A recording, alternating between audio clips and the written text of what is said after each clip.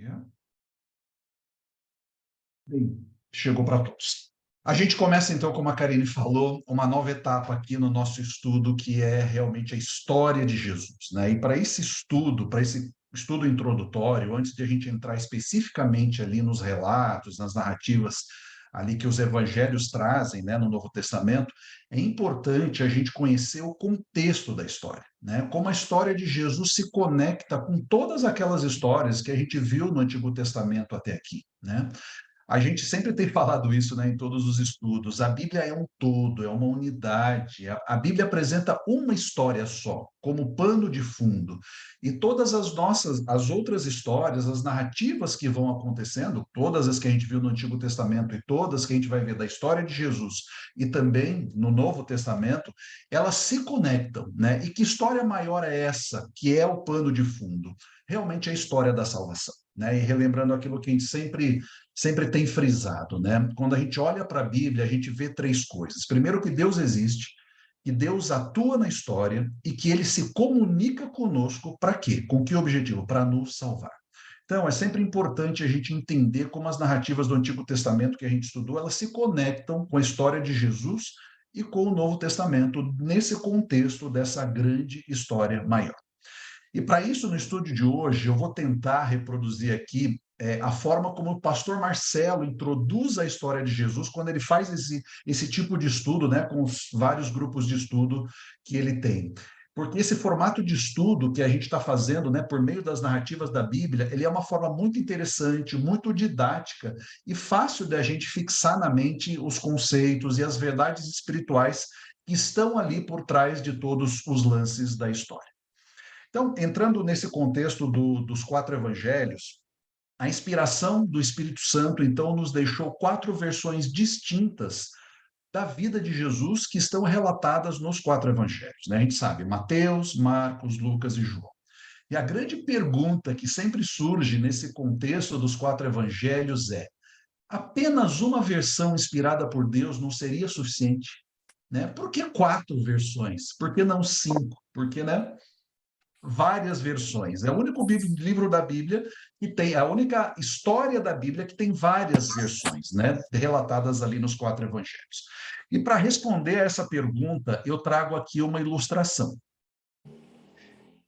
O que vocês estão vendo é uma partitura da Quinta Sinfonia de Beethoven para orquestra. E não precisa entender de música para né, a gente entender aqui a comparação que eu quero fazer.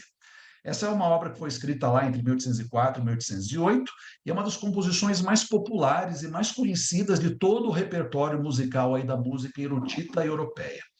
E é uma das sinfonias mais executadas aí nos tempos atuais. É aquela famosa, né? Tan, tan, tan, tan, tan, tan, tan, tan, né? Todo mundo já ouviu pelo menos uma vez na vida essa música, né? Porque ela é muito, muito comum. E só para a gente entender, essa na partitura, na parte esquerda ali, nós temos os nomes dos instrumentos que formam a orquestra toda. Essa é só a primeira página, né? Mostrando só os instrumentos ali que tocam e os que não tocam na primeira página. E quando o compositor ele compõe uma música, cada um desses cada instrumento, né, que ele utiliza ali na composição é uma dessas linhas ou pautas, né, que é o nome técnico aí. E uma dessas pautas ou linhas tem a sua leitura individual. E o que acontece é que se a orquestra tocar somente uma linha ou a pauta de apenas um instrumento, você não vai estar ouvindo a música completa, né? A música completa, que traz a ideia do compositor, o pensamento harmônico, a obra de arte, ela só é completa e possível de ser entendida quando todos os instrumentos tocam juntos, ou seja, quando todas as pautas são tocadas ao mesmo tempo ali numa execução total. E quer ver como isso funciona na prática? Eu vou projetar para vocês aqui um trecho do filme Amadeus, filme já bem antigo, ali lá de 1984. Só para entender o contexto da cena que a gente vai ver, o enredo trata de uma história fictícia da vida de Mozart, não é real. Mas a parte final, quando Mozart supostamente está escrevendo a sua última obra, o seu Requiem, né, aquela missa para os mortos, o filme vai mostrando ele criando a parte individual de cada instrumento do coral e depois ele junta tudo na obra completa. E o trecho que a gente vai ver aqui é uma edição mostrando na própria partitura, né, dessa música as pautas ali, as notas acontecendo. Então, preste atenção como é que a gente ouve os instrumentos individuais e depois, quando a gente ouve o todo, como muda a nossa impressão. Deixa eu só projetar aqui. Karine, você me diga se está ouvindo o som, tá? Tá bom. Start with the voices. Sim, estamos ouvindo. Bases first. Second beat of the first Time. common time. Second beat of the first measure. On A. Second measure, second beat. You see? Yes, G sharp. Of course. Yes. Second beat of the third measure. Vai ver na parte do baixo. Oral. Rest. You have me. I think so. Show me.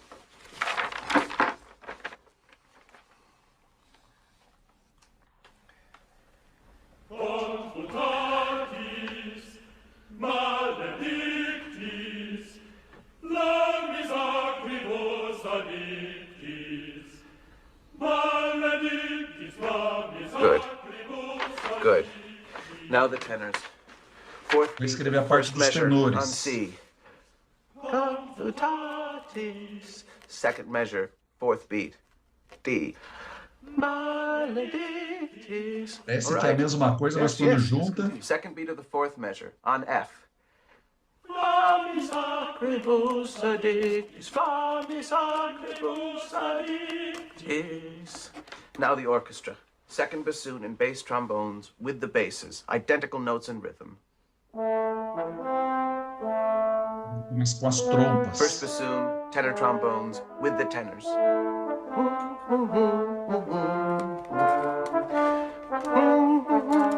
go too fast. Do you have it? You go too fast. Do you have it? First bassoon, tenor trombone, what? With the tenors. Identical? Of course, the instruments doubling the voices. Now, trumpets and timpani, trumpets in D. No. Listen to No, me. I don't understand. Listen. Trumpets in D, tonic and dominant, first and third beats. It goes with the harmony.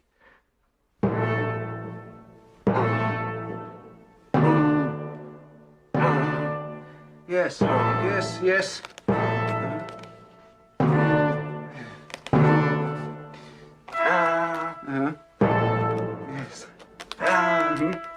Yes, I understand. Yes. And that's all. No, not with a real fire.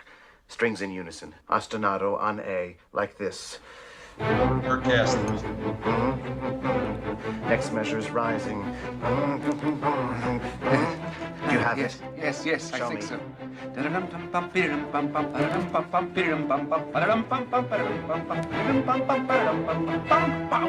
It's wonderful. Yes. Vou dar uma puladinha aqui para a gente ir já para a parte final, quando ele junta tudo. Dá uma travadinha. Eita.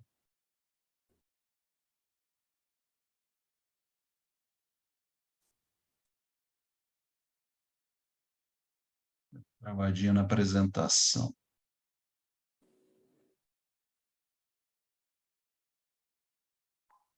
É que eu vou abrir de novo.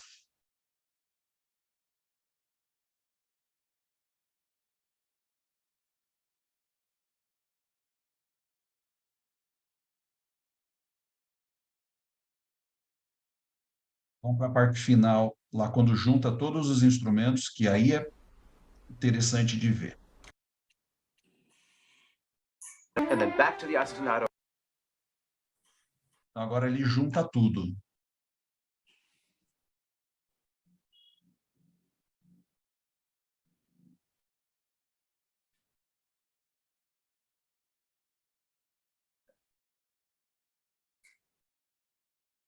A gente não está nos ajudando hoje. Que pena. O gran finale. Vamos ver se ele dá sinal de vida aqui. Porque é tão bonito que ele está enrolando. Pois é. Eu já vou colocar no finalzão. Vou abrir de novo. Vale a pena a gente agora ouvir o todo. Enquanto ele vai abrindo, a gente até entende um pouquinho, né? Quando a gente olha pauta por pauta, instrumento por instrumento, ou voz por voz. Eu posso tentar colocar no meu computador. Eu peguei no YouTube, se não der certo. Daniel, é isso. Vamos dar mais uma última tentadinha aqui. Vamos Do you ver. have it? Go too fast. Do you have Meu it? Deus, Too vamos fast. ver. One moment, please. One moment. Você pode Agora pegar ele vai um ver casaco tudo. que tá frio? Yes. Good. Show me Ô, Carlinhos, the whole thing from the pera beginning. lá. Acho que tem um na cama, não tem?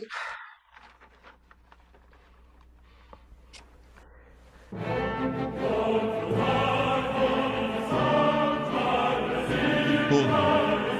Como dar uma visão muito mais ampla da ideia do compositor.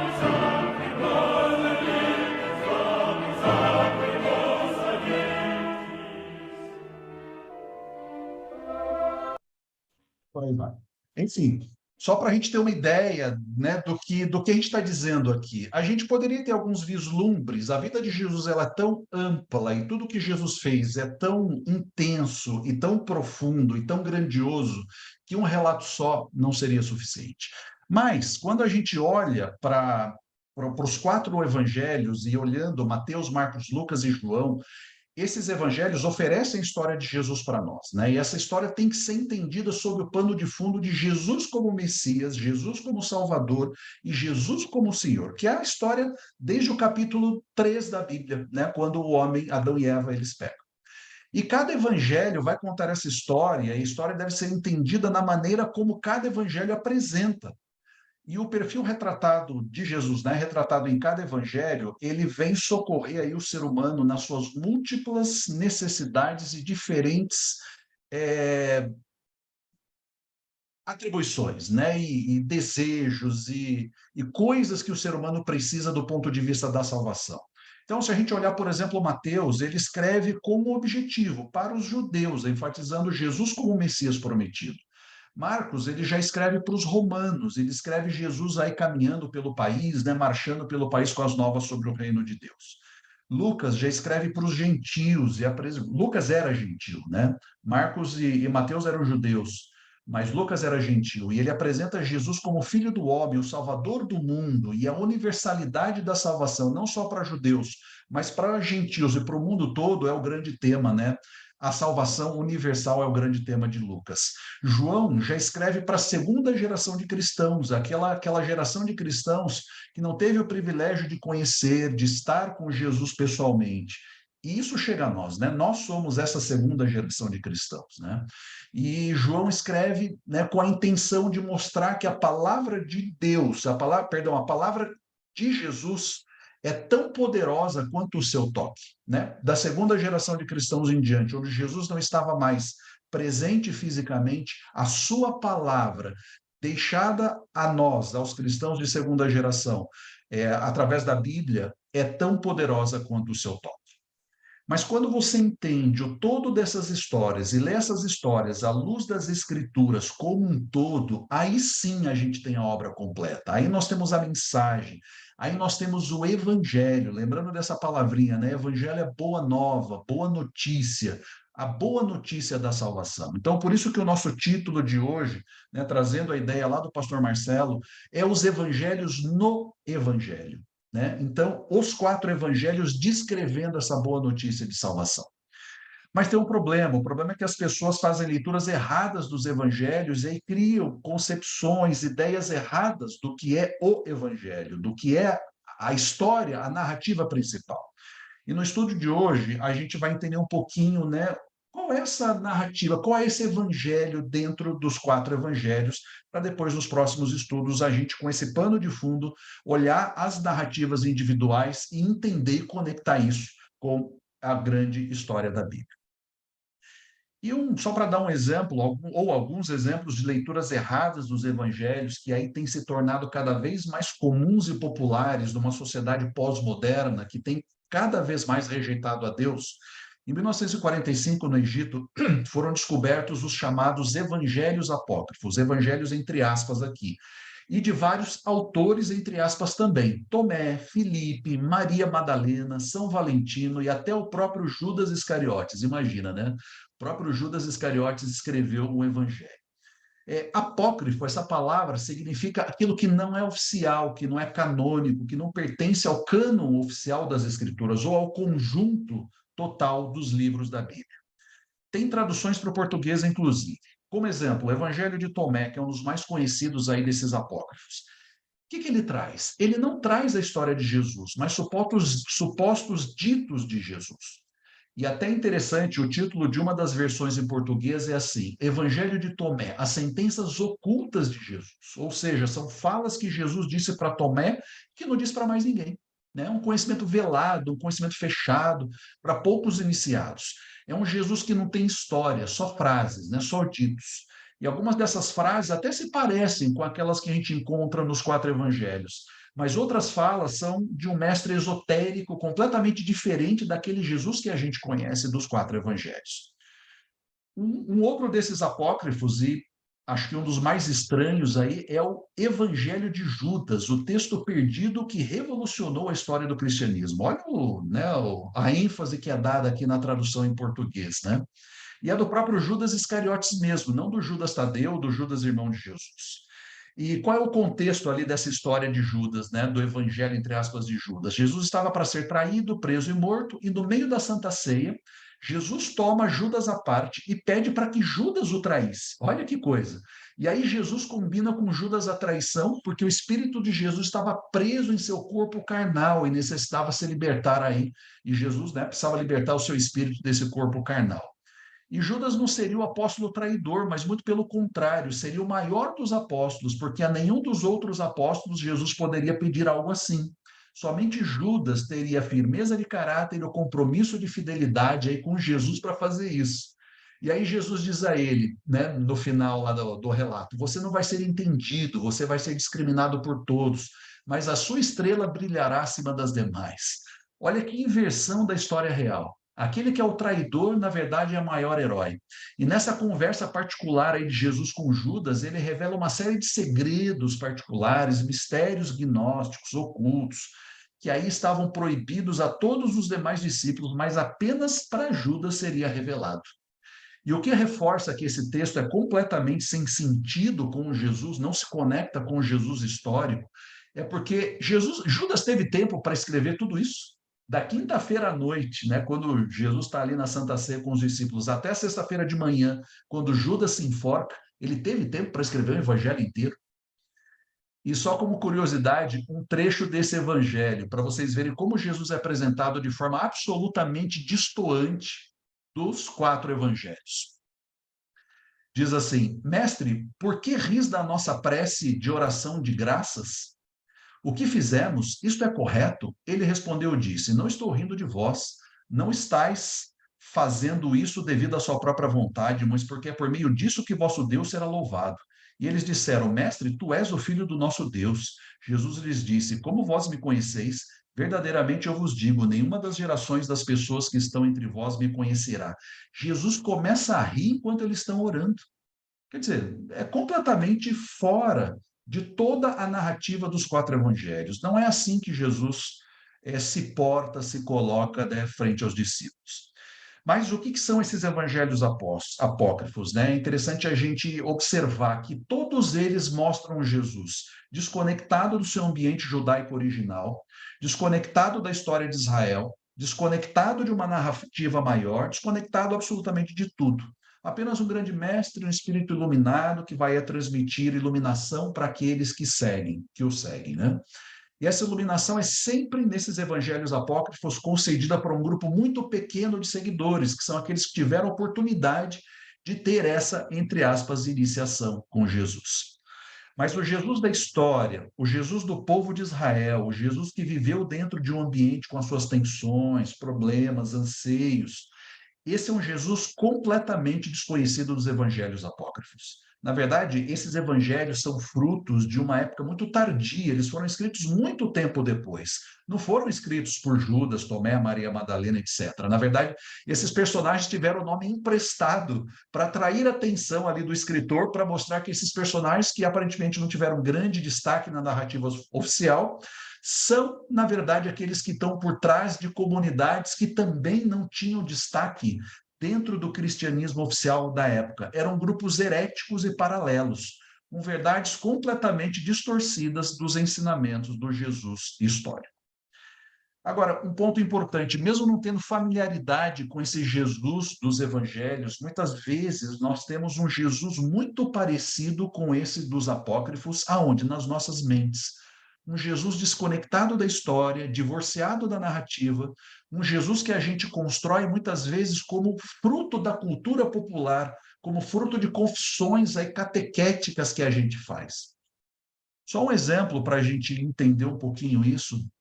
Esse é o credo apostólico, que é a confissão de fé de milhares de pessoas, né? Pessoas sinceras, creem dessa forma. Olha o que o credo apostólico, como o credo apostólico apresenta Jesus para a gente. Essa é a versão católica, tem a versão luterana e várias outras, né? Creio em Deus Pai Todo-Poderoso, Criador do céu e da terra, e em Jesus Cristo, um só Filho, seu único Filho, nosso Senhor, que foi concebido pelo poder do Espírito Santo, nasceu de Maria Virgem, da Virgem Maria. Padeceu sob o poder de Pôncio Pilatos, foi crucificado, morto e sepultado. Desceu ao reino dos mortos, ressuscitou ao terceiro dia, subiu ao céu, está assentado à direita de Deus Pai Todo-Poderoso, de onde há de vir a julgar os vivos e os mortos. Creio no Espírito Santo, na Santa Igreja Católica, na comunhão dos santos, na remissão dos pecados, na ressurreição da carne e na vida eterna. Amém. Observe como a história de Jesus é contada aqui e como as pessoas acabam assimilando aquilo que é importante para elas, né? Aqui diz que Jesus foi concebido pelo poder do Espírito Santo, nasceu da Virgem Maria e logo já é feita uma ligação com a morte dele. Padeceu sob o poder de Pôncio Pilatos, foi crucificado, morto, sepultado e depois ressuscitou. Quer dizer, da história de Jesus descrita aqui, fica para nós apenas o nascimento dele, que ele morreu e ressuscitou e ponto final. Todo o ocorrido entre esses dois acontecimentos principais, né, entre a morte, entre o nascimento, a morte e a ressurreição, tudo é colocado em segundo plano, como uma narrativa que pode ou não ter o seu valor. E aí a gente vai ver nas leituras dos 4 evangelhos como isso é diferente, como os evangelhos dedicam tempo, como eles constroem essa narrativa, como eles contam a vida de Jesus e como eles conectam, eles ligam a história de Jesus à história do povo de Israel. E quando a gente começa a perceber isso, a gente vê quão longe ficaram a história verdadeira de Jesus dessas leituras erradas ou limitadas que foram produzidas pela cultura popular, divorciadas ali realmente dos fatos narrados pelos 4 evangelhos. Tanto a nossa proposta de estudo da história de Jesus nos evangelhos, a partir dos próximos estudos, é enxergar, como a gente viu na música, enxergar a partitura completa, conforme relatada ali pelos 4 evangelhos. E para isso, a gente precisa ter as pautas corretas, as premissas corretas, que fazem da Bíblia uma unidade, uma história única e maior. A gente não vai ler os evangelhos como uma pauta ou uma premissa separada da outra, mas a gente vai ler a obra como um todo, como retratada na Bíblia, para que a gente entenda a narrativa completa, para enxergarmos a história de Jesus como uma música composta de 4 pautas ao mesmo tempo e que se harmonizam entre si. Enfim, para a gente entender o significado da história de Jesus quando? Para os nossos dias, que é isso que é o importante para nós. Como é que isso se conecta comigo hoje, que vivo 2000 anos depois do Jesus histórico? Agora, a grande pergunta é, que pautas são essas? Que pano de fundos é esse? Ou que premissas são essas que eu preciso entender para entender a verdadeira história de Jesus contada pelos 4 evangelhos? São, na verdade, 4 premissas ou 4 pautas que a gente precisa ler em conjunto. Pauta número 1, depois a gente vai ver rapidamente cada uma delas. Pauta número 1, premissa número 1, a história de Jesus como a história de Israel. Premissa número 2, para entender o relato dos 4 evangelhos, a história de Jesus como a história do Deus de Israel. Então, primeiro como a história de Israel, segundo como a história do Deus de Israel. Premissa número 3, a história de Jesus como a história do povo de Deus. E premissa número 4, a história de Jesus como a história do domínio de Deus, né? do final, da completude da história realizada, que será realizada por Deus. Vamos para a primeira delas, então. A primeira premissa que eu preciso ter quando eu, né, como pano de fundo, quando a gente vai para o estudo do relato, nos relatos ali dos 4 evangelhos, é a história de Jesus como a história de Israel. A história de Israel é contada em todo o Antigo Testamento, como a gente já percorreu nos estudos passados, mas tem marcos, tem pontos importantes nessa história que são muito relevantes, que a Bíblia chama de as alianças, como a gente já comentou quando a gente foi estudando essas histórias ao longo do tempo, dos nossos estudos. Que alianças são essas? Ou que marcos importantes são esses? Primeiro, a aliança de Deus com Adão, lá no Éden. Depois, a aliança de Deus com Noé. Depois, a aliança de Deus com Abraão. Depois, a aliança de Deus com Moisés no Sinai. Depois, com Davi. E depois, a nova aliança, que na verdade não é nova. Ela é chamada de nova aliança, mas ela não é nova. É simplesmente uma conjunção de todas as outras alianças agora no objetivo principal de todo o relato bíblico, que é Jesus, que é a vida de Jesus. E esse é um esquema muito importante para nós entendermos a Bíblia como um todo, né? Nós não temos uma história separada de Israel.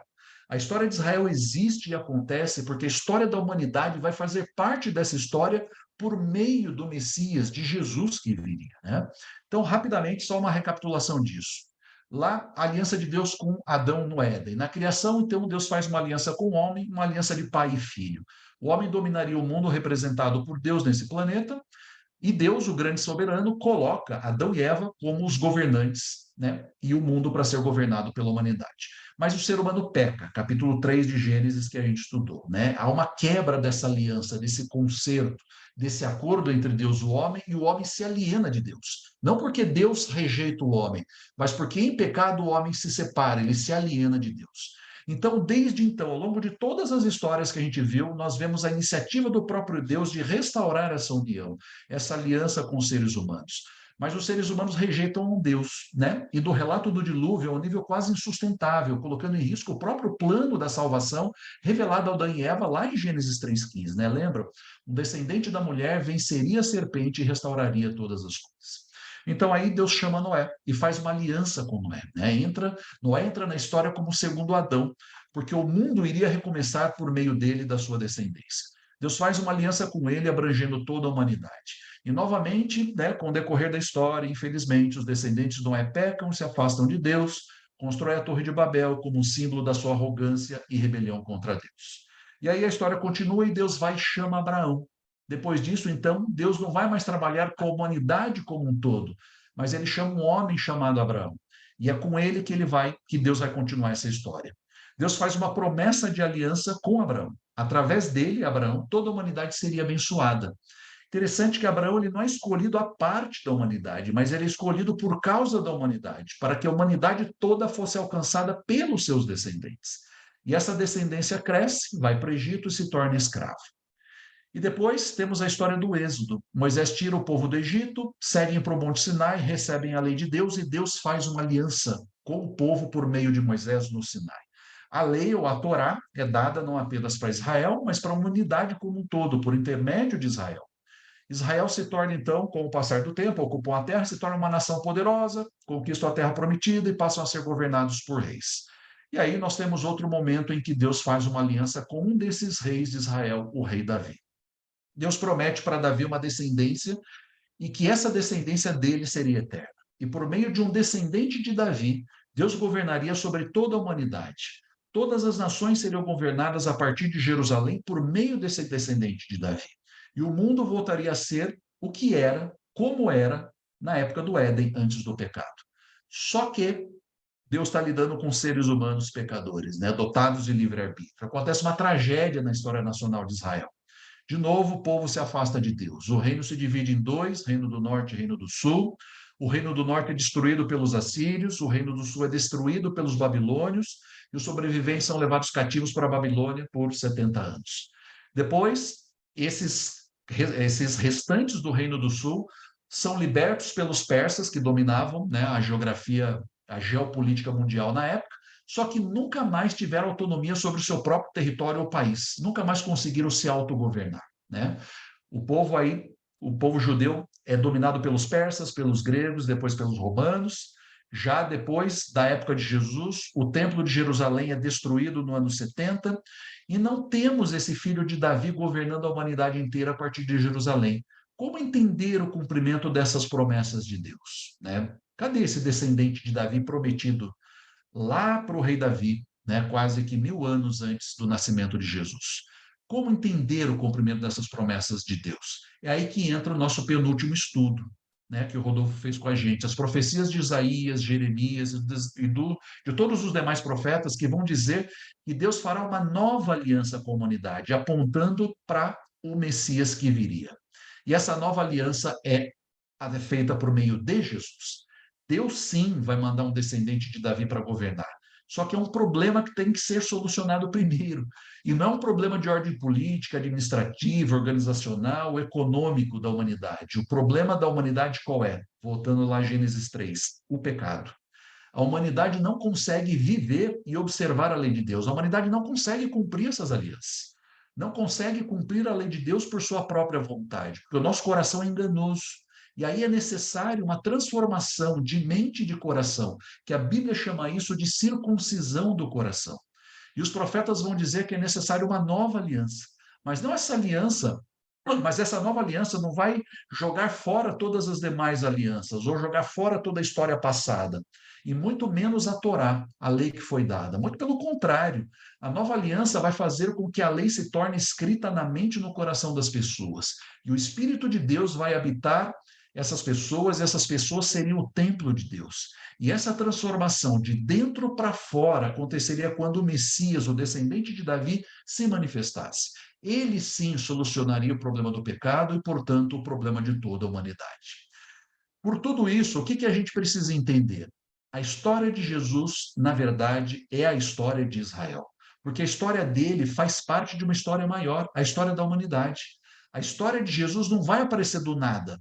Ele é o descendente da mulher mencionada por Deus lá no Éden após o pecado, e ele é o descendente de Davi, do povo de Israel. E é por isso, só um link com Mateus já, para antecipar alguma coisa que a gente vai ver depois, é por isso que Mateus relata lá no Sermão da Montanha, no capítulo 6 do seu Evangelho, Mateus mostra Jesus ensinando a viver de acordo com a vontade de Deus. De que forma? Sentado numa montanha, ensinando como cumprir a lei de Moisés, a Torá, da mesma forma como foi ensinado lá no Monte Sinai, com todo o povo reunido.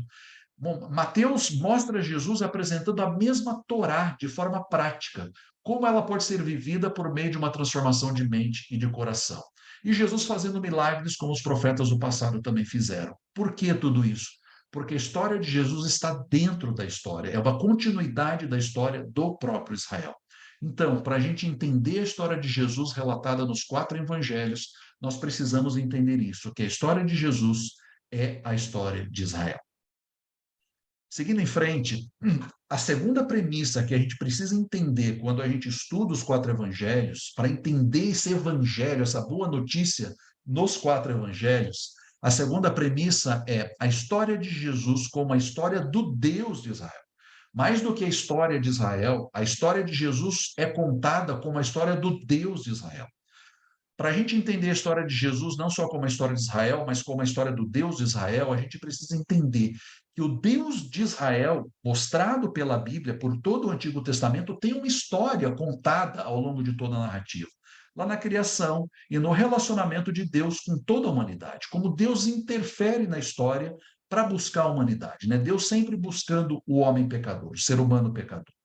E a Bíblia mostra a história da humanidade, mas a história de Deus anda junto com essa história da humanidade.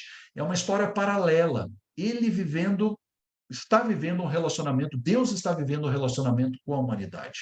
Só que chega um ponto crucial dessa história. O povo de novo rejeita Deus, né? Como a gente já viu lá no relato histórico. Acontece o exílio, a destruição de Israel, porque o povo deu as costas para Deus, quebraram a aliança que eles tinham com Deus. O povo rejeita, o povo se afasta de Deus. Isso acontece porque cometeram não só erros espirituais, mas também erros políticos, administrativos e uma série de outros erros. E aí a grande pergunta, como fica a história de Deus nisso tudo? Né? E aqui eu trago um texto de Ezequiel. Ezequiel 10, 18, 19. Olha que triste a história do povo, né? Relatada por Ezequiel, lá nos versos 18 e 19. A gente lê assim: Então a glória do Senhor saiu da entrada do templo e parou sobre os querubins. Os querubins levantaram suas asas e se elevaram da terra à minha vista, quando saíram acompanhados pelas rodas. É uma visão, né? Uma representação do que aconteceu. Pararam a entrada do portão leste da casa do Senhor, e a glória de Deus de Israel, e a glória do Deus de Israel estava no alto sobre eles. O que é a glória de Deus retratada aqui na visão de Ezequiel? É como está aqui nessa ilustração que a gente viu lá quando estudamos o santuário. A glória de Deus é o Shekinah, a manifestação visível da presença de Deus no formato de uma luz, de uma glória mesmo, no lugar santíssimo do santuário, no meio ali do propiciatório, na tampa da Arca da Aliança, no meio ali dos dois querubins. E por causa dos pecados, da rejeição do povo que os levou para o exílio, Deus abandona o templo de Jerusalém. A glória de Deus sai do templo de Jerusalém. E eles voltam do exílio, reconstroem o templo, e o templo, na sequência histórica, foi embelezado por Herodes o Grande, antes do nascimento de Jesus, se tornou de novo uma obra magnífica arquitetônica. Foi o templo que o próprio Jesus conheceu, mas a glória de Deus nunca mais apareceu ali no templo. Deus abandonou o seu povo? Essa é a grande pergunta, né? Olhando o relato. Não, né? Porque agora nós temos uma outra promessa de Malaquias 3:1 que a gente pode ler. Eis que eu envio o meu mensageiro que preparará o caminho diante de mim. De repente virá ao seu templo o Senhor, a quem vós buscais, o anjo da aliança, a quem vós desejais. Eis que ele vem, diz o Senhor dos Exércitos. Olha que texto bonito, um texto triste antes e agora um segundo texto bonito. Tem uma promessa de que Deus retornaria, haveria uma transformação e que uma nova aliança seria feita. Um mensageiro viria preparando o caminho para a vinda do Senhor. Quem é esse mensageiro? Pelo relato dos evangelhos, a gente vê claramente, é João Batista. E o próprio Senhor Jesus se manifestaria de novo ao povo de Deus, agora encarnado, né, como o Jesus histórico. E o Novo Testamento começa com essa expectativa, né? Justamente com essa expectativa, com essa esperança, apresentando a ideia de quando essa promessa iria se cumprir. E quando você lê o primeiro evangelho que foi escrito, que não é o evangelho de Mateus, eles não estão na ordem cronológica. O primeiro evangelho escrito foi o evangelho de Marcos. Quando a gente leu o começo do evangelho de Marcos, a gente vê que Marcos começa com a seguinte explicação. Marcos capítulo 1, versos 1 a 4. Princípio do Evangelho de Jesus Cristo, Filho de Deus.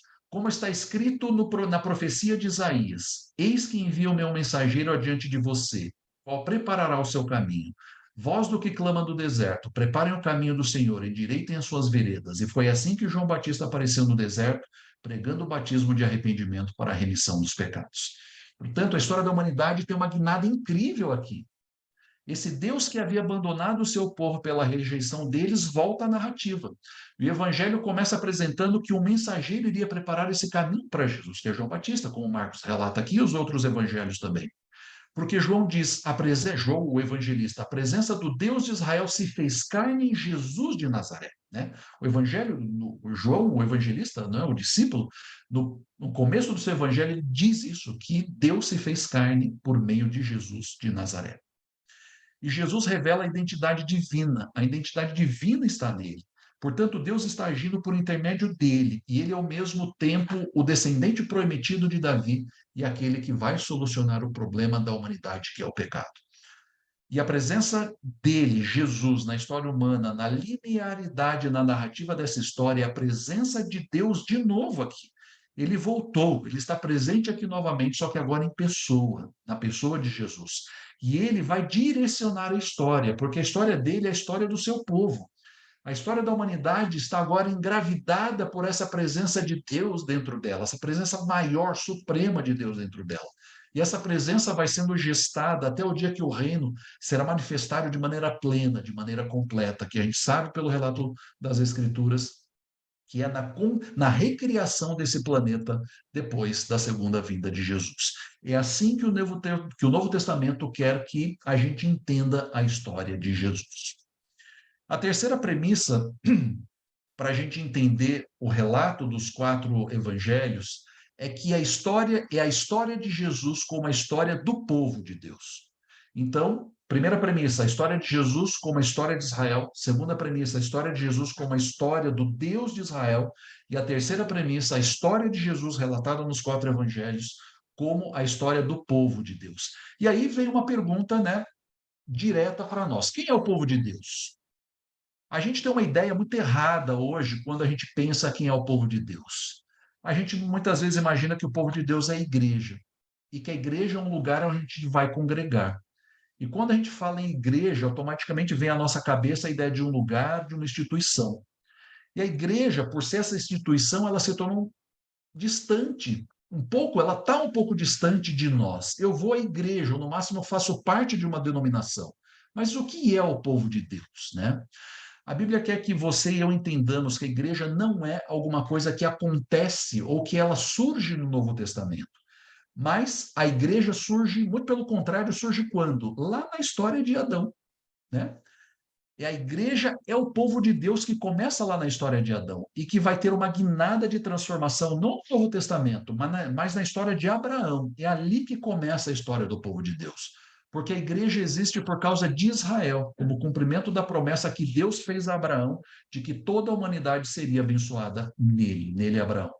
Jesus vem, então, para tornar essa promessa uma realidade, para expandir as fronteiras do povo, para que esse povo inclua judeus, para que esse povo, né, que é o povo de Deus, inclua tanto os judeus, que são os descendentes de Abraão, segundo a carne, né, segundo a descendência física, mas também os demais, aqueles que creem no Deus de Abraão e são filhos de Abraão da mesma forma.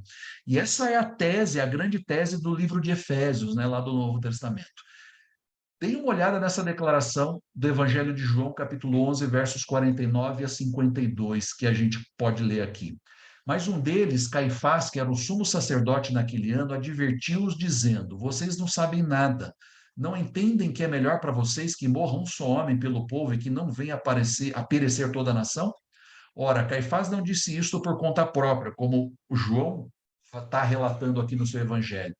Mas, sendo sumo sacerdote naquele ano, profetizou que Jesus estava morrendo pela nação. E aqui é o ponto importante, no verso 52. E não somente pela nação, mas também para reunir em um só corpo os filhos de Deus que andam dispersos. Então, Israel foi disperso pelo mundo após a destruição do exílio da Babilônia e também após a destruição de Jerusalém pelos romanos no ano 70. Só que, ao mesmo tempo, há muitos outros estrangeiros que abraçaram a fé no Deus de Israel e na esperança do Messias de Israel. Os profetas profetizaram em uma época em que tanto os judeus quanto os gentios seriam um povo só, né? Eles apontavam, eles olhavam para o futuro e profetizavam, olhando, visualizando essa época em que seria um povo só, tanto os gentios quanto os judeus, governados por esse descendente de Davi para todos. Essa promessa é a história do povo de Deus. Não é a história de apenas uma denominação, de uma igreja culturalmente estabelecida, em uma época do tempo ou no espaço da história, mas a história do povo todo. Então, nós temos que entender a história de Jesus como a história do povo de Deus, que começa lá com Abraão e chega até nós. E a última premissa, a quarta premissa para a gente entender o relato dos 4 evangelhos, é entender a história de Jesus como a história do domínio de Deus, né? E isso finaliza essas premissas necessárias aí para que a gente consiga entender os 4 evangelhos. Quando Jesus começa a pregar, a sua mensagem é resumida no Evangelho de Marcos da seguinte forma, lá no capítulo 1, verso 15. Ele dizia: o tempo está cumprido e o reino de Deus está próximo. Arrependam-se e creiam no Evangelho, né? É o que Marcos relata. Jesus prega o quê? Qual é a tônica da pregação de Jesus? O reino. De que forma? Exemplificado por parábolas, enunciado por discursos, por sermões e por falas, demonstrado na prática por meio de seus milagres. Que reino é esse? O reino de Deus, o reino que ele veio instituir. E no final da narrativa dos evangelhos, da história de Jesus, quando o próprio Jesus ressuscita após a sua crucificação, ele diz lá em Mateus 28, 18, Jesus, aproximando-se, falou-lhes dizendo: toda autoridade me foi dada no céu e na terra. Portanto, Jesus é esse rei davídico, lá da aliança com Davi, esse descendente de Davi. E agora ele tem toda a autoridade nas suas mãos. E ele prega que o reino já começou. Só que, quando a gente olha ao nosso redor e a gente vê o que está acontecendo no nosso mundo, a gente percebe claramente que esse não é o reino de Deus, pois o mundo continua tendo injustiças, corrupções, desigualdade social, violência, maldade, miséria, sofrimento, morte e tudo de ruim que está à nossa volta. Tudo isso está ao nosso redor. Que reino de Deus é esse que eu olho à minha volta? Só que o que os evangelhos vão me mostrar? O fato é, a história não acabou. Nós estamos no meio da narrativa. A história bíblica do povo de Deus ainda não acabou, né? O livro do Apocalipse mostra claramente qual é o destino final, qual é esse final da história para o povo de Deus. O reino de Deus hoje, que ainda vivemos no meio da história, porque ela não acabou, o reino de Deus hoje pode começar de que forma? De dentro para fora na sociedade. Porque uma vez que eu compreendo os seus valores, a minha mente, o meu coração são transformados. A nova aliança acontece em mim. De que forma? Eu vou pensar a vida de maneira diferente, eu vou pensar os relacionamentos com o próximo de maneira diferente, eu vou lançar fora os meus preconceitos, eu vou lançar fora as minhas imagens pré-concebidas a respeito do que é o certo e do errado, porque eu vou ter na Bíblia, no relato bíblico, o que é o certo e o errado. Eu vou abraçar a vida como ela é proposta por Jesus, eu vou entender o mundo como Jesus quer que eu entenda, e eu vou viver a vida como ele viveu, sentir como ele sentiu, me relacionar como ele se relacionou com as pessoas, com o diferente, com a sociedade, com a religião. Ele, Jesus, vai ser o parâmetro, a chave de interpretação da minha vida. É como o Daniel falou no último estudo. Ser cristão, como que é a frase que o Daniel colocou para nós lá num dos slides, ser cristão não consiste em o que você faz, mas em quem você conhece. E aí ele completa, quem você conhece mudará o que você faz. Uma vez que isso acontece comigo e acontece com o próximo, com os outros, com os outros e com os outros, vamos nos aproximando através dessa visão única e singular do mundo que nós temos em comum, porque o mesmo Espírito Santo que habita em nós habita também no outro, e vamos formando uma comunidade. E essa comunidade vai vivendo entre si esses valores do reino como ensinados por Jesus, que são completamente opostos aos valores da sociedade. Porque a sociedade à nossa volta, ela sim é uma sociedade desigual, do diferente, do mais poderoso, onde muitas vezes quem está no topo é aquele que conseguiu superar e humilhar aqueles que estão debaixo de si muitas vezes. E esses são os valores da sociedade, né? O famoso mundo cão que a gente ouve muito, né, ser dito por aí. Mas o reino de Deus não é assim. Não existe homem, mulher, estrangeiro, judeu, escravo, liberto. Não tem diferenças. As pessoas têm dons sim diferentes. O maior é aquele que serve, viabilizando o desenvolvimento natural da comunidade. Portanto, esse reino que a gente vai ver em detalhes agora, que Jesus, que o Messias veio instalar, esse reino começa quando e onde? Começa hoje comigo e com você. Quando nós nos unimos em torno dessa proposta, a igreja, na verdade, é uma comunidade que deve viver internamente no seu domínio os valores desse reino, contrários ao que a sociedade ensina.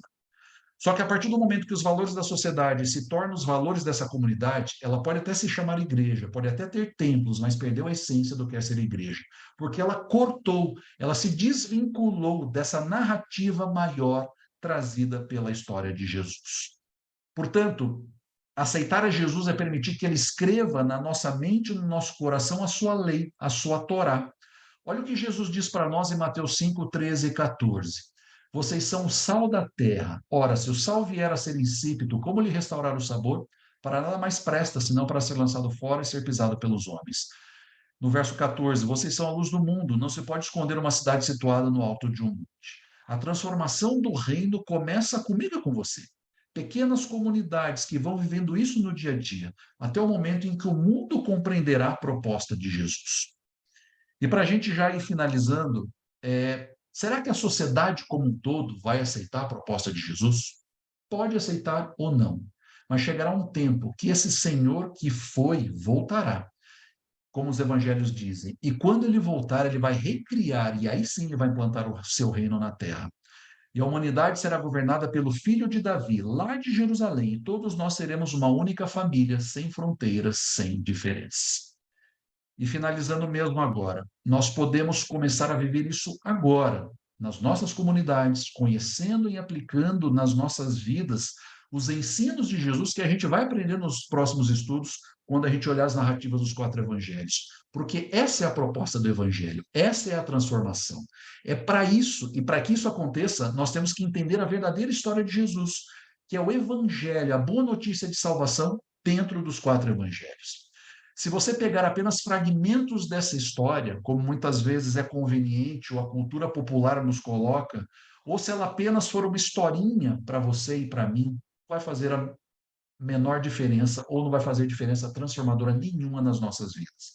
Mas quando a gente entende a proposta que a Bíblia oferece, entendemos por que os apóstolos saíram por países e nações diferentes anunciando esse reino e fundando comunidades às custas da própria vida, para que o evangelho não fosse apenas a história, mas para que o evangelho se torne a minha e a sua história. E a minha e a sua história se torne o evangelho para a vida de outras pessoas. E assim essa corrente do bem vai se perpetuando e vai crescendo. Então, para finalizar, para a gente abrir para as perguntas, ao longo dos próximos estudos sobre a vida de Jesus, a gente não sabe ainda, né, Karine, quantos estudos a gente vai ter, mas ao longo dos próximos estudos da vida de Jesus como revelada nos 4 evangelhos, pense com essa proposta, com esse pano de fundo dessas 4 premissas. A gente precisa olhar as narrativas da história de Jesus, ou olhar a história de Jesus como uma história de Israel, primeiro, olhar a história de Jesus como a história do Deus de Israel, olhar a história de Jesus como a história do povo de Deus e olhar a história de Jesus como a história do domínio desse Deus. E eu tenho certeza de que a leitura e entendimento da Bíblia será completamente nova para você e para mim e para todos nós.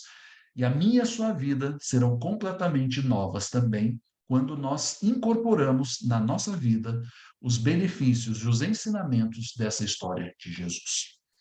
Vamos abrir para os comentários. Deixa eu tirar o compartilhamento aqui. Beleza? Algum comentário, alguma pergunta, algum ponto que não ficou tão claro? Eu queria fazer um comentário, aí depois eu acho que eu vou tomar a frente, só porque eu acho que essa que eu vou falar agora tem muito a ver com o que você falou e talvez complemente aí. O Daniel pode até me ajudar também. Eu fui na igreja aqui da minha irmã, né? E ouvi o culto em inglês. Aí eu pedi para o Espírito Santo me dar o dom de línguas para eu entender. E Deus deu. Deus é incrível. É verdade que a maior parte das outras coisas eu não entendi, mas o sermão eu entendi. E ele falou uma coisa que eu adorei o que você colocou aqui, a questão do contexto. Não adianta, é muito pop falar de Jesus. Jesus ama, Jesus é amor.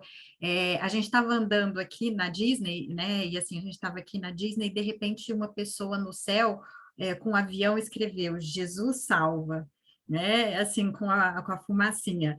Então, assim, a gente tem esse Jesus meio pop, que assim, é na camiseta, é o Jesus, Jesus é amor, Jesus é aquilo, mas a gente tem que se debruçar que isso tem um contexto muito maior, né? Assim, é muito legal falar disso tudo, mas ele vem num contexto, né? E tudo que a gente está estudando aqui desde Gênesis, amarrando com vocês com linha de costura, é falar desse plano de resgate. E foi o que o pastor estava falando aqui na igreja, que eu nunca tinha ouvido falar dessa forma, e eu amei, e veio somar direitinho com o que você está falando aqui. Eu escrevi muitas coisas do culto que eu queria compartilhar com vocês brevemente aqui. Ele falou que contexto é fundamental para você entender um texto.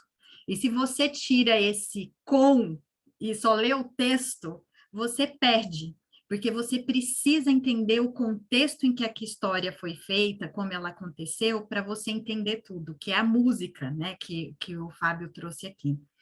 E ele mostrou uma foto, ele contou uma história para a gente, descrevendo um texto falando, o homem chegou com uma marreta, e aí ele destruiu a porta, nem se preocupou com nada, foi diretamente no quarto, pegou a criança e saiu com a criança para fora. Quando você lê isso, você acha que é uma cena de violência, né? Só a descrição. E na hora que ele mostra a foto e a gente entende o contexto, a gente vê que é um resgate de um incêndio, que era uma casa, que chegou o bombeiro, e ele descreveu direitinho o que o bombeiro fez. Mas quando ele coloca o contexto do que aconteceu, do resgate, então a gente entende toda a dimensão daquilo. E a Bíblia toda vai falar da maior história de resgate que já foi feita. A Bíblia toda. Então, quando o Fábio fala em Gênesis 3, que a gente estudou aqui, que Deus falou assim, agora começa a minha história de resgate com vocês. E é Deus fazendo nessas alianças, retomando, olha, isso é o plano do meu resgate.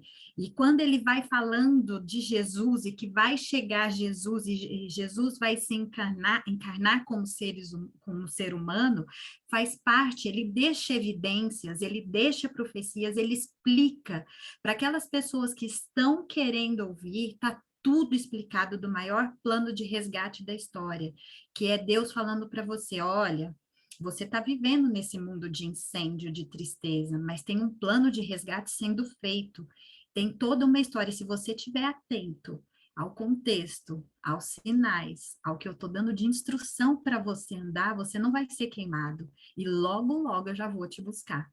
Né? Então, assim, se você ler a Bíblia com esse contexto que o Fábio falou, você vai entender que a gente está fazendo parte da maior história de resgate e que o próprio Deus que prometeu resgatar é o que se sacrifica nisso tudo, né? Que a gente já viu do Cordeirinho, que a gente já viu.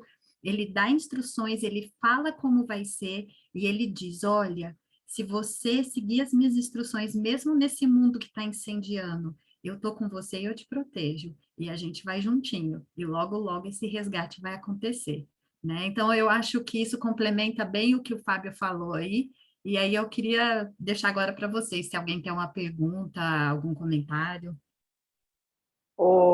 Ká, você sabe que essa questão toda, né, de estudar, né,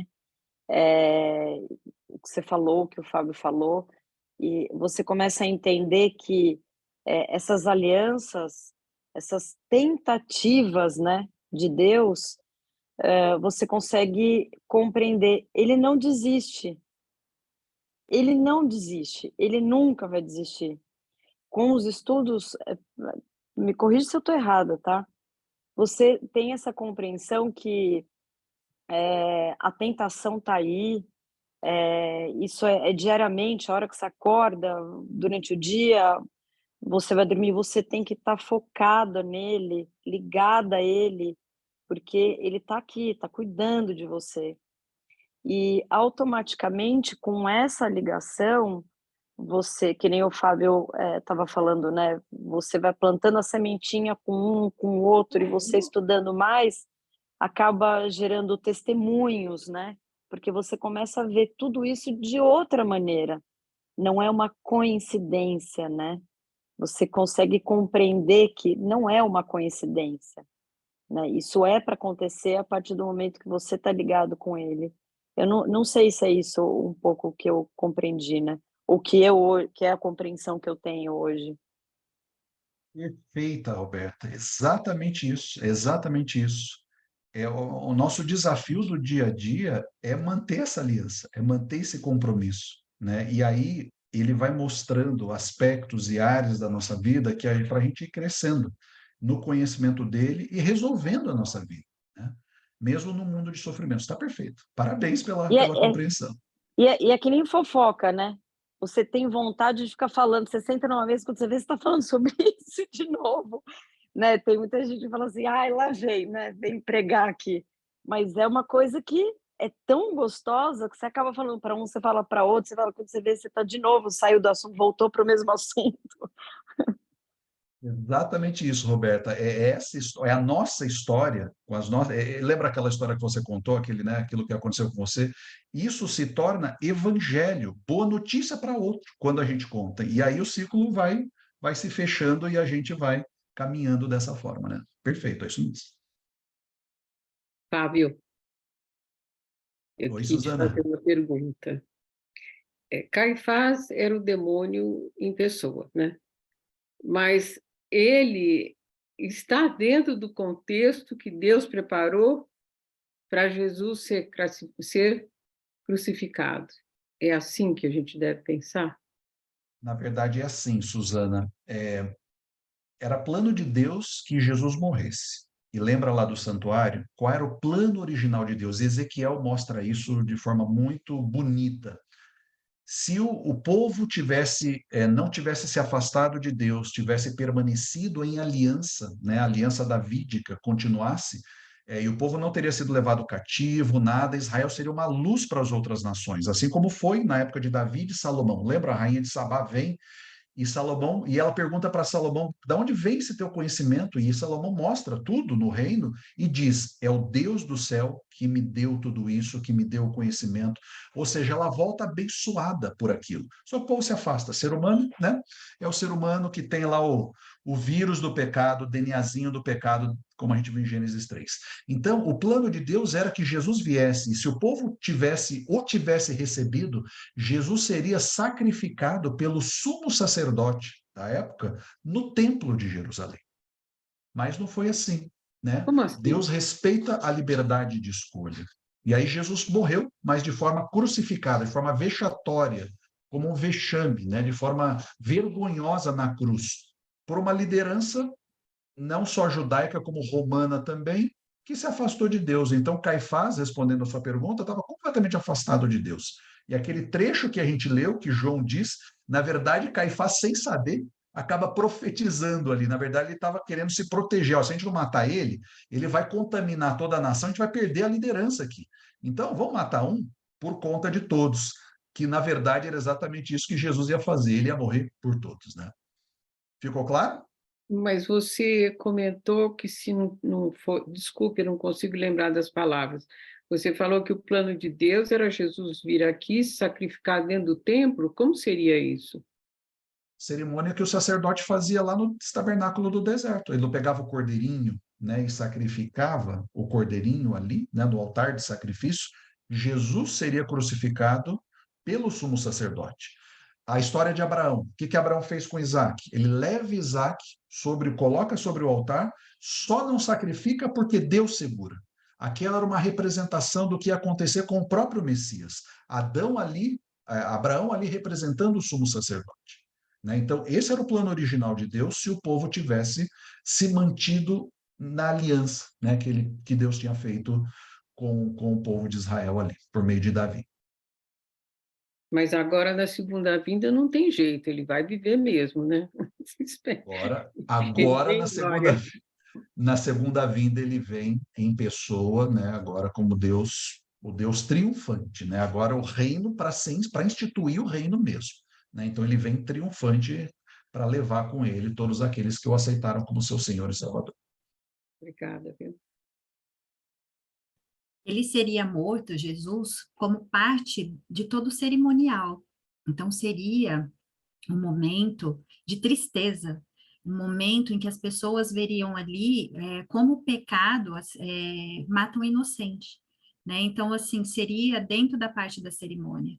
Só que a gente acredita, quer dizer, a Bíblia mostra isso, que Satanás estava interferindo o tempo inteiro, né? Satanás estava querendo acabar com esse plano de resgate, porque era ali que ele acabava.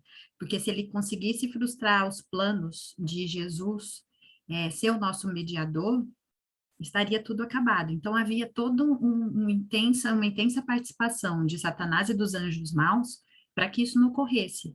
Então, ele ficava lá sugestionando Caifás e outras pessoas constantemente para que fosse como aconteceu dessa forma, né? Então, por isso que foi essa morte vexatória, né?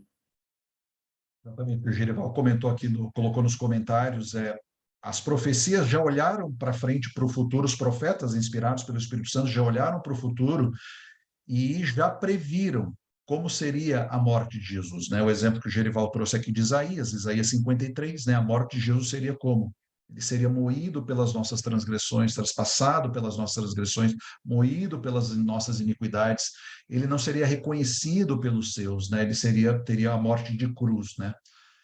Teria o seu lado perfurado, morte de cruz. Mas o que importava realmente era a morte, era o que estava sendo executado. Ele dando a vida, tendo uma vida sem pecado e oferecendo a sua vida em favor dos nossos pecados, né? De toda a humanidade. Eu acho legal também, só complementando o que a Suzana falou, tem um texto que eu gosto muito na Bíblia, que agora eu não sei se está em Efésios ou Filipenses, de um branco, que fala que Jesus escondeu a sua divindade por escolha própria, para vir aqui de forma humana. Ele se escondeu, assim, ele voluntariamente falou assim, eu não vou usar os meus poderes, não vou usar a minha divindade, vou me colocar no nível deles, vou sofrer o que eu tenho que sofrer, vou fazer o que eu tenho que fazer, por amor a essas pessoas, né? Ele poderia acabar tudo, mas ele preferiu escolher, ele se colocou nessa situação por amor. Né? E eu gosto muito dessa visão, assim, de que ele se escondeu, né? Ele escondeu a divindade dele voluntariamente por amor. E aí, na segunda Esses volta, dois. ele vem como o grande, com a sua divindade, né? Na segunda volta, ele vem como o criador do universo. Ele vem com toda a sua glória, ele vem ali realmente como vencedor, o que ele vem tomar o que é dele. É o final desse plano de resgate maravilhoso, né? E aí, assim, muitas vezes me lembra muito essa questão de, assim, parece que a gente está num desastre aéreo, que o navio caiu no meio da floresta, né? Ou caiu no meio do mar. E, assim, tá dando tudo errado na sociedade, né? É um navio, não, um avião que caiu, um navio, sei lá, uma coisa assim. E tem o piloto, né? Ou tem o comandante do navio, que está falando, olha, se vocês seguirem as minhas instruções, todos vão se salvar. E o comandante, o piloto está tentando, falando assim, por favor, eu sei que vai dar certo, mas aí tem um que fala assim, não, esse cara não sabe nada, e tem sempre alguém que discorda e vai tentar tomar suas próprias atitudes e acaba morrendo no meio. E aqueles que, por mais assim, que confiam no comandante, que confiam no piloto, que conseguem entregar, né, a sua confiança a essa pessoa, saem protegidos, né? Então, assim, a gente vive essa história de resgate. E o final é realmente a volta desse Deus glorioso, dizendo, agora eu vim buscar você, agora é o plano final. Eu esperei, eu convidei, e aquilo que a Roberta falou, é sempre ele buscando, e é por isso que demora, porque todo pai, por mais que o filho seja aquele filho, o drogado que está na rua, ou que não sei o que, o pai vai até o último momento tentar salvar esse filho, porque ele ama, né? Então, assim, a gente vê às vezes aquele pai que fala assim, nossa, olha lá, ele vai lá, eu tenho em São Carlos, né, um menino que vive na rua, e ele é um menino muito bonito, e ele foi para o mundo das drogas, né, e às vezes eu vejo a mãe resgatando ele, indo lá, cuidando do cabelo, fazendo a barba, a mãe nunca desiste, né, a mãe fica até o final, assim, então é Deus amando a gente, tentando, assim, pegar todos, ele quer todos os filhos, mas nem todos os filhos querem ir com ele, mas ele tenta, até onde ele vai, ele está tentando resgatar. Mais alguma dúvida aí, comentário? Cá, só para pegar esse gancho aí que você falou, tem Madame não é fácil também, né? Porque ele fala, né? Quer me seguir? Pega sua cruz e vem atrás de mim, né? Ele fala para carregar a cruz, né? E negar a si mesmo e ir atrás dele. Exatamente, né? Isso é isso, exatamente, é o negar a si mesmo. Aí que está o difícil. Porque, de novo, aquela ilustração dos apóstolos, eles morriam por essa verdade, por esse evangelho, morriam fundando igrejas. Aonde está a dificuldade? É o que Paulo fala. Aquilo que eu quero fazer, eu não faço, mas aquilo que eu não quero fazer, isso eu faço. Né? Porque dentro de mim tem uma natureza que me empurra para o pecado. Né? Se eu não fizer nada, ela me empurra para lá. Então, quando a gente aceita Jesus, a gente passa a ter uma segunda natureza, que é a natureza espiritual de Jesus, né? E aí as duas vão o quê? Aí é que está a dificuldade. Esse tomar a cruz é isso. Eu preciso negar a mim mesmo para que ele se manifeste por meio de mim, né? E só complementando, porque quando a gente nega, esse é o primeiro passo. Eu diria assim que Jesus vai trabalhando em camadas com a gente. Quando a gente se entrega para ele lá de manhã e fala, olha, que seja a sua vontade, quando a gente entende, né, que ele é o comandante, que ele é o piloto, e que eu não controlo nada da minha vida, que eu tenho essa falsa ideia de que eu tenho controle.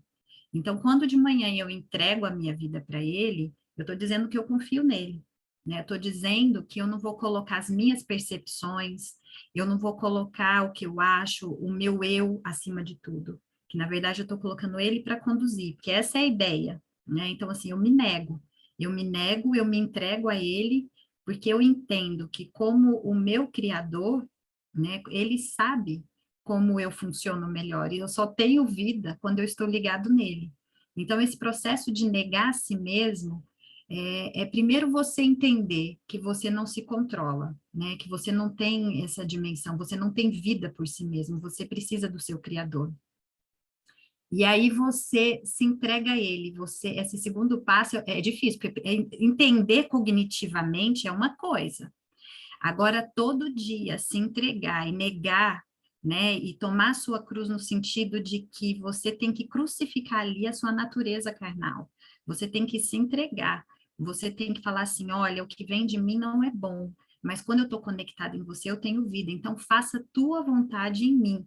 E é esse o negar a si mesmo. Esse, na prática, é dizer que você não vai se colocar como Deus de si mesmo, que você não vai colocar você em primeiro lugar, e que você vai se submeter aos propósitos que Deus tem para você. Que a Bíblia vai dizer assim, eu dou essa ilustração e eu só sei dar essa ilustração e eu adoro.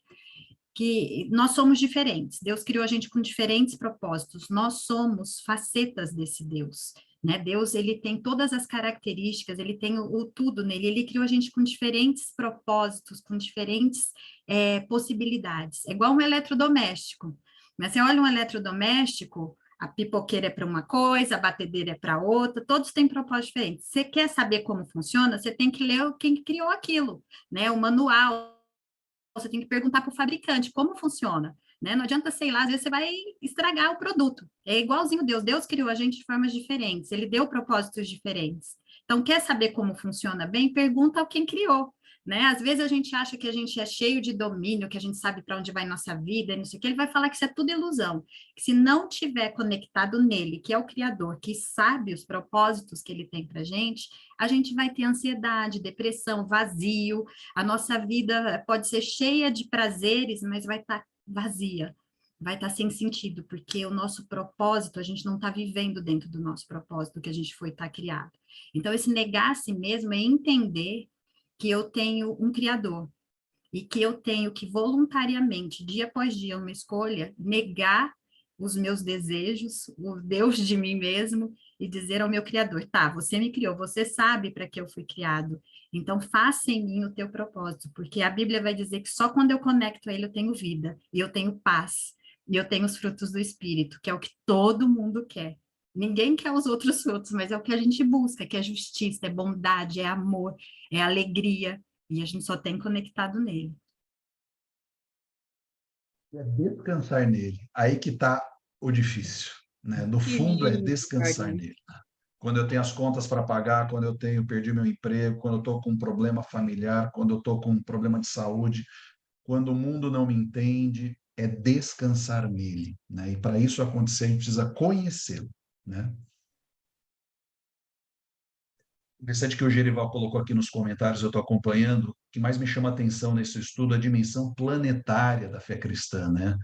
Que só foi possível através de Jesus. Eu achei muito difícil acreditar que a salvação seria exclusividade de um povo numérico historicamente pouco expressivo, né? Na verdade, Deus sempre chama alguém para que por meio dele ele seja conduto de salvação, meio de salvação para toda a humanidade.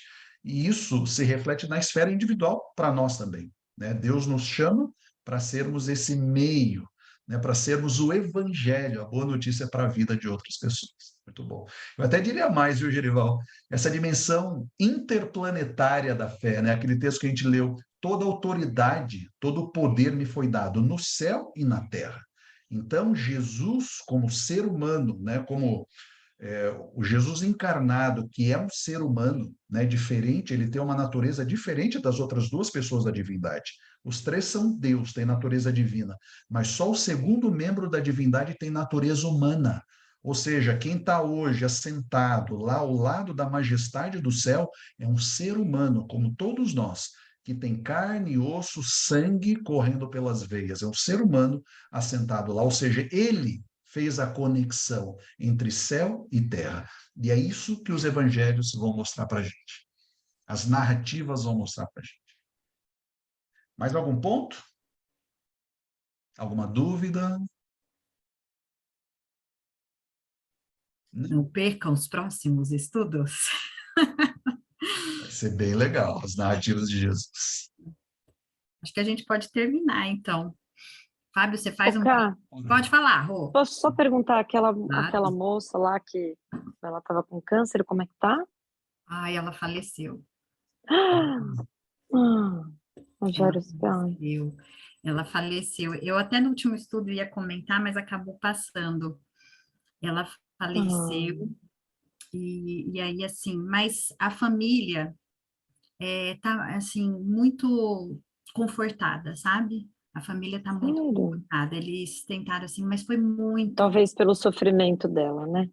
Foi um sofrimento. Ela sofreu muito nos últimos dias.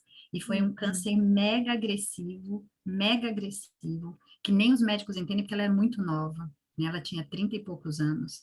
Então, foi uma coisa, assim, avassaladora. E ela acabou falecendo. Mas a família tá assim, orem por eles para que, Orar por eles, né? né? E era um menino, né? Uma filhinha, um É um filhinho. menino de 5 aninhos É. que ficou. Tá. Ela faleceu. Mas a família está confortada. E assim, eu sinto que é Deus que está amparando eles, né? Confortando, com certeza. É isso, gente. Oremos então? Vamos lá.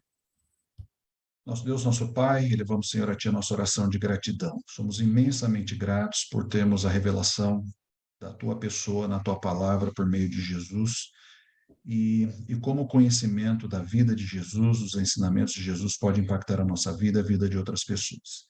Nos dê sabedoria por meio da influência do Espírito Santo para entendermos aquilo que estamos estudando ao longo de todos esses estudos e que o nosso coração seja confortado, seja que nós possamos aprender a descansar em Ti, mesmo vivendo no mundo de pecado, no mundo de sofrimento, numa sociedade desigual na qual nós vivemos. Que a nossa esperança se alimente dia a dia no final da história, como relatado na Tua palavra.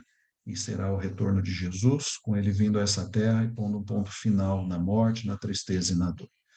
Nos dê uma semana de bênçãos, continue ao nosso lado, nos ajudando, a cada um de nós aqui, nas suas lutas, nos seus desafios individuais. É o que nós pedimos, por amor de Jesus. Amém.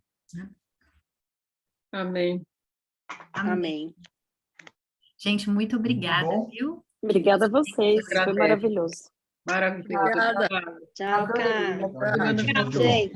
Tchau, gente. Até daqui a 15 dias. Gente. Boa semana. Beijo.